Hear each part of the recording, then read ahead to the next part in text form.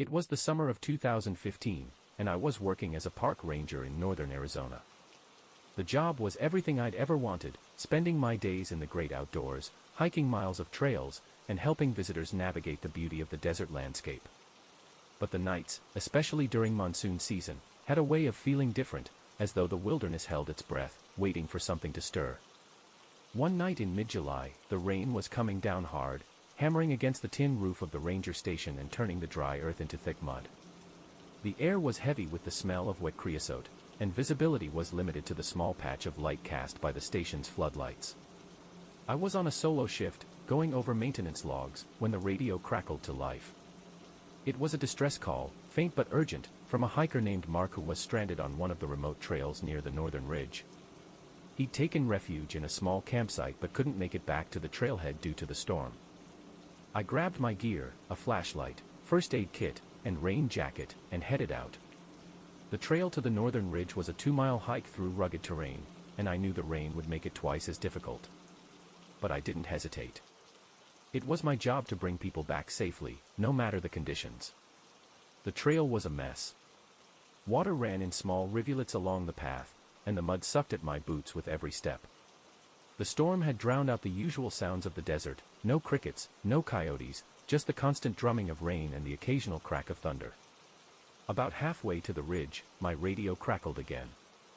This time, it wasn't Mark. "Help me," a faint voice said, barely audible over the static. I froze. "Mark? Is that you?" There was no response, just more static. I repeated his name, but the radio went dead. A chill ran down my spine, despite the warm rain soaking through my jacket. The voice didn't sound like Mark. It sounded wrong, distorted, almost like an echo. I pressed on, my flashlight cutting through the darkness. The trail was harder to follow now, with branches and rocks scattered across it. As I neared the ridge, I saw a faint glow through the trees, a campfire. Relief washed over me. Mark had said he'd found a campsite, so I assumed he must have gotten the fire going to signal for help. "Mark." I called out, my voice barely carrying over the storm. No response. I approached the campsite cautiously, the firelight flickering against the wet trees. When I reached it, I stopped short. The fire was there, burning steadily despite the rain, but the site was empty. No tent, no supplies, just the fire and a ring of rocks around it. And footprints. The prints were fresh, large, and oddly spaced, as though whoever made them had been running, or limping. They led away from the fire and into the trees, disappearing into the darkness. "Mark." I called again, my voice trembling. I heard it then, a faint rustling in the bushes to my left. I swung my flashlight toward the sound, but all I saw were wet leaves glistening in the beam. The rustling stopped, replaced by something else, a low, guttural hum. The sound sent a jolt of fear through me. It was unlike anything I'd ever heard, deep and resonant, like a growl mixed with a chant. I backed away from the fire, my flashlight shaking in my hand, and scanned the trees. That's when I saw it. A figure stood just beyond the firelight, tall and impossibly thin. Its limbs were unnaturally long, and its skin was pale and slick, like it was covered in water. Its head tilted to one side, as though studying me, and its eyes glowed faintly in the dark, reflecting the fire's light. I froze, my mind racing. The stories I'd heard growing up, the ones about skinwalkers and other creatures that haunted the desert, flooded back to me. My logical side screamed that it was just a trick of the light, a shadow, but every instinct told me to run.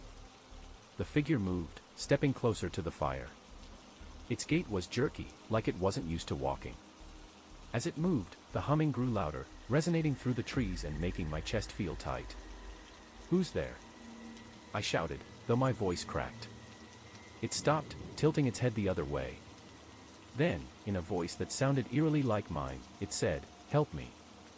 I stumbled back, tripping over a root and falling hard into the mud. The figure didn't follow, but it didn't retreat either. It just stood there, watching, its glowing eyes fixed on me. I scrambled to my feet and ran. The trail was barely visible in the rain, but I didn't care. I just needed to get away.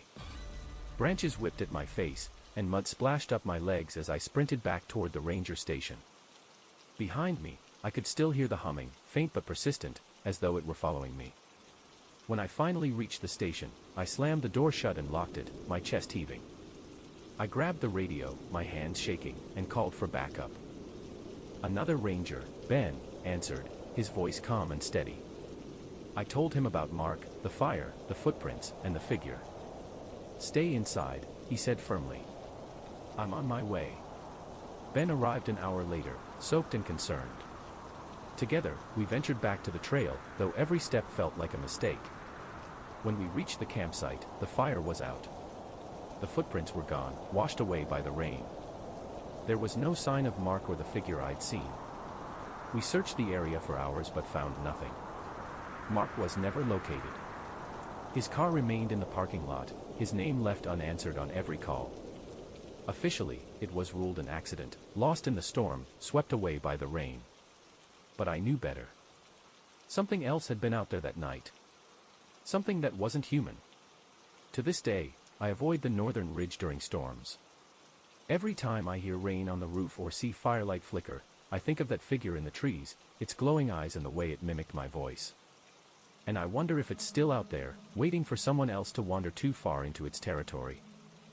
Growing up in a small mountain town in Colorado, you'd think I'd be used to the endless expanse of trees, the whisper of the wind through the pines, and the nights where the stars seemed close enough to touch. But nothing could prepare me for the nightmare that unfolded one summer night during my senior year of high school. That year, I worked part-time at a ski lodge that operated as a hiking retreat during the summer. The job was simple enough: assist guests, maintain trails, and ensure the old cabins were ready for hikers. The lodge, tucked deep into the Rockies, was accessible only by a winding dirt road that hugged the mountainside. It was isolated, quiet, and surrounded by dense forest. One weekend, the lodge hosted a group of wilderness enthusiasts. A storm had been forecasted, so only a handful of them ventured out to hike the longer trails. By late afternoon, dark clouds rolled in, and I was tasked with checking the cabins to ensure no one was still outside as the rain began to fall.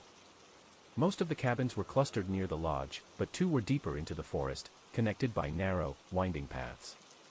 I saved those for last. As I made my way through the woods, the rain intensified. The scent of pine mixed with the dampness of the earth. It was serene, in a way, until I noticed something odd: absolute silence. The chirping birds and rustling leaves that usually accompanied me on these trails were gone. All I could hear was the patter of rain on the canopy above. I shook it off, blaming the weather for silencing the forest, and pressed on. The first cabin was empty, just as I expected. I locked it and headed to the second, which sat on a slight incline overlooking a small creek. This cabin had always felt a little eerie. It was older, with a creaky porch and a single flickering bulb above the door. When I approached, I noticed the door was slightly ajar. "Hello," I called out, my voice muffled by the rain. No response. I stepped inside, my flashlight cutting through the dim interior. The cabin was empty, but something felt off. The air was thick, almost suffocating. The faint smell of wet fur lingered. I scanned the room and saw nothing out of place, so I chalked it up to my imagination. As I turned to leave, I heard a low, guttural sound from outside, something between a growl and a moan. I froze. The sound came again, closer this time. My heart raced as I peeked through the cabin's small window. At first, I saw nothing but rain-soaked trees. Then, movement caught my eye: a figure, just beyond the tree line. It was tall, impossibly tall, and hunched over. Its limbs were unnaturally long, and its head tilted at an odd angle, as if trying to listen. I ducked below the window, my breathing shallow. Whatever it wasn't human. I had heard stories growing up, tales of skinwalkers and cryptids, but they always seemed like folklore, cautionary tales to keep kids from wandering too far into the woods. Yet, here I was, hiding from something that seemed to have stepped right out of those stories. The growling stopped, replaced by the sound of heavy footsteps squelching through the mud. They circled the cabin, slow and deliberate. I fumbled for my radio, whispering into it, "Is anyone there? I need help at cabin 6. Static replied. I decided I couldn't wait. Gripping my flashlight like a weapon, I crept toward the door, hoping to make a run for it. As I reached the porch, I saw it again, closer now, illuminated by the weak glow of the cabin's bulb. Its eyes glowed faintly, like embers, and its skin was taut, stretched unnaturally over its skeletal frame. It moved with a jerky, almost insect-like rhythm, its limbs bending in ways they shouldn't. I don't know what came over me, but I bolted. The rain turned the trail into a slippery mess, and I could hear it following me, crashing through the underbrush with alarming speed. My lungs burned as I pushed myself to go faster. The lodge's lights were just visible through the trees when I felt something graze the back of my jacket, long, claw-like fingers. I stumbled but managed to stay upright, practically throwing myself through the lodge's door. I slammed it shut and locked it, collapsing against it as my co-workers ran over, alarmed by my appearance. "What happened?" one of them asked, but I couldn't find the words. All I could do was point toward the woods. We stayed inside that night, huddled together as the storm raged on. Every so often, we'd hear the faint sound of something scratching at the lodge's windows or the creak of the porch outside. No one dared to look. The next morning, the storm had passed, and sunlight filtered through the trees as if nothing had happened. I reluctantly led my co-workers to the cabin to retrieve my forgotten flashlight. The door was wide open, the interior trashed.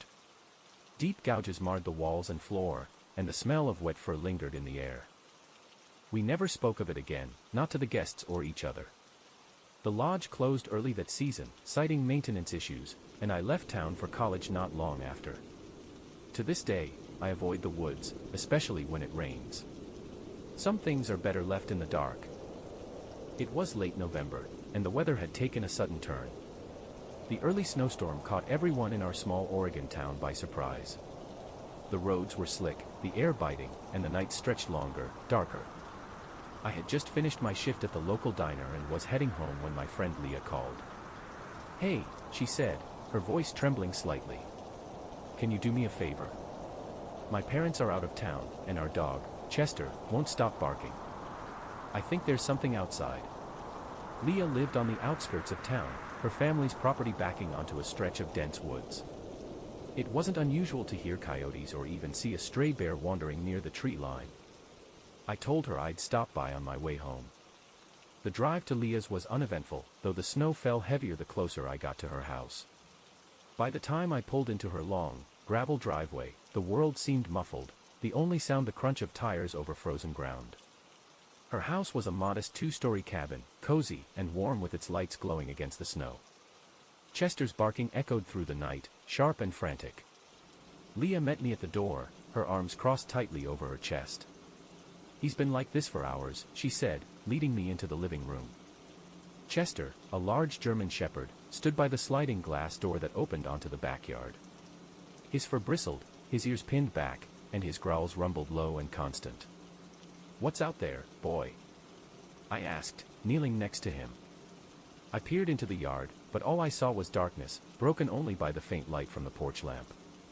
Snow fell steadily, blanketing the ground in white. Leah sighed, rubbing her temples. "I thought maybe it was a raccoon or something, but I don't know. It feels weird tonight." I nodded, trying to brush off the unease creeping into my chest. "I'll check it out. Got a flashlight?" She handed me one, and I pulled on my jacket and boots. Chester whined, pacing nervously as I slid the door open and stepped outside. The cold hit me immediately, sharp and unforgiving. My breath came out in clouds as I scanned the yard with the flashlight. The beam cut through the snow, revealing nothing but Leah's neatly kept garden and the trees looming at the edge of the property. But then I saw them, tracks in the snow. They weren't animal tracks, nor were they human. The prints were large, with elongated toes that ended in deep grooves, like claws. They started near the tree line and moved in a strange, looping pattern toward the house before stopping abruptly about 10 feet from the porch. It was as if whoever, or whatever, had made them had vanished into thin air. I called Leah outside, showing her the tracks. Her face paled as she stared at them, her breath hitching. "What the hell could make those?" she whispered. "I have no idea," I admitted. "But they're fresh." We followed the tracks to the edge of the woods, where they disappeared into the darkness. The trees seemed impossibly tall, their bare branches clawing at the night sky. The flashlight barely penetrated the shadows between them, and the silence was deafening. That's when we heard it, a faint, guttural noise, like a low growl mixed with a clicking sound. It came from deeper in the woods, echoing faintly through the trees. "Did you hear that?" Leah asked, her voice barely above a whisper. I nodded, gripping the flashlight tighter. The sound came again, closer this time. Chester barked furiously from the porch, his body rigid as he stared into the forest. "Let's go back inside," Leah said, tugging at my sleeve. I didn't argue. We locked the door behind us and drew the curtains, but Chester remained by the window, growling softly.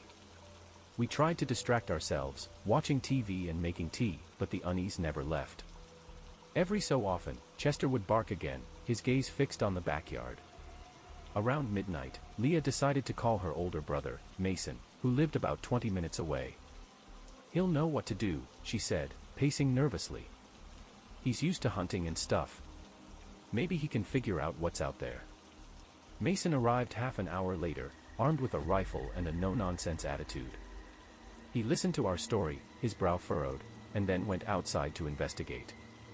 We watched from the window as his flashlight cut through the snow. Chester barked and whined, scratching at the glass, but Leah held him back. Mason disappeared into the woods, his light bobbing in the distance. Minutes passed, then 10, then 20. The tension in the room was unbearable. And then the screaming started. It wasn't a scream of pain, it was guttural, primal, like a wounded animal. It echoed through the trees, chilling us to the bone. Leah called Mason's name, but there was no response. The light from his flashlight flickered once, twice, and then went out. Panic set in.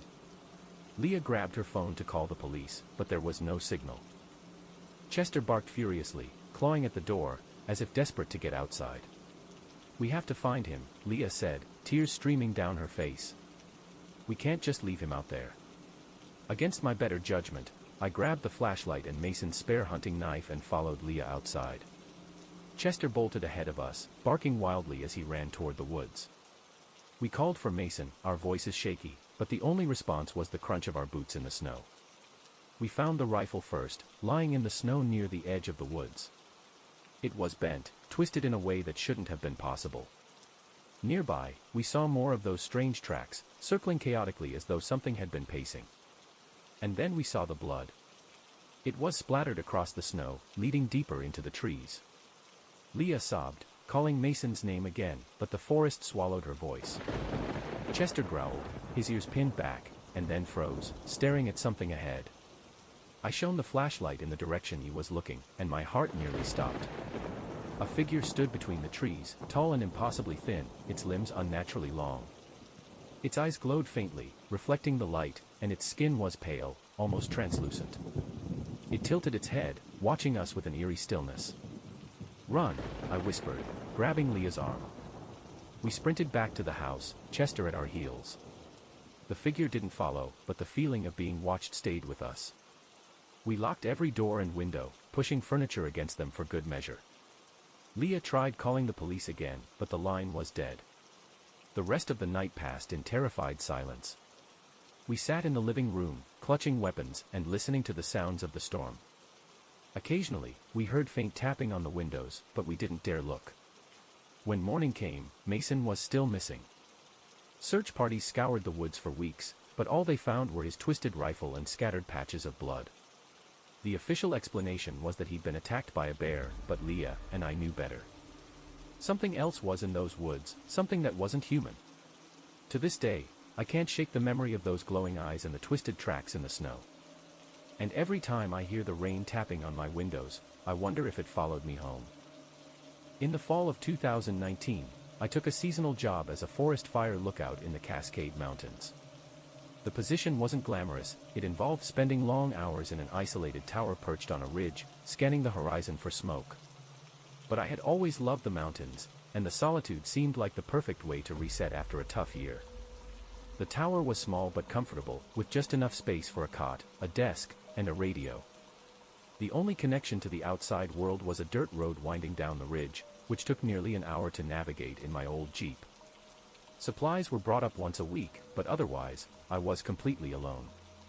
It was peaceful, for the most part. The sunsets were incredible, painting the sky with hues of orange and purple, and the nights were so quiet you could hear the wind weaving through the pines. But as autumn crept in, bringing colder weather and longer nights, something changed. It started with the whispers. I first noticed them late one evening while I was sitting on the tower's balcony, sipping coffee and watching the rain roll in.